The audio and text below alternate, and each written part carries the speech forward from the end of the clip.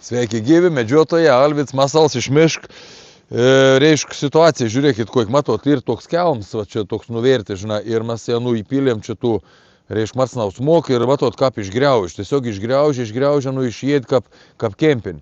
Ir dabar čia va tokia nesąmonė buvau padaręs, specialiai tai padariau, jau buvau kažkada išbandęs, žinau, kad tai bloga, bet norėjau dar jums kartą parodyti.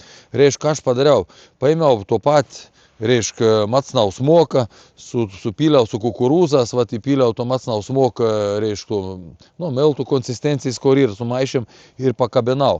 Ir va, jūs dabar matot video, kaip šerna bėjai. Ani žiaurė, bėjai tiesiog bėjai išlysti iš krūm, bėjai žiūrėti už medį, įsivaizduok, atrodo, naktais metų iki čia niek baisaus nėra, bet vauns jod. Ir esmė kokie, jeigu kartas, va, kas jaunims bandot kažkokius būdus viliuoti, niek nedarykit, kažko judant, kažko keist, kad būtum kažkoks va, primėdži reikalas, taip toliau. Va, čia ir faktas, kad matot, kad šerna be gal bėjai. Vien žodžiu, viliokit paprastą, dėkit kaladį, kažkoks vat medis sutrešęs, išpjaukit kažkokį paprastą geldą, arba ten tiesiog sukalkit ant žemės, kad nebūtum kažkokių didelių iškelimų, ten kažkokių keistų, reiškia, sukaltų kokių nors ar kokių bačkų, nu daug kas dėtas bačkas iš tikrųjų, nei pripront per laik ir prie to galbūt priprastom, bet jeigu jūs norit viliuoti, kad ateitum kuo greičiau, kad ateitum nau žvėris, ne tas pats žvėris, kuris jau jį pripras, tik tas pats ven ir naujų netein, tai va darykit kuo natūraliau. Tai visiems iki.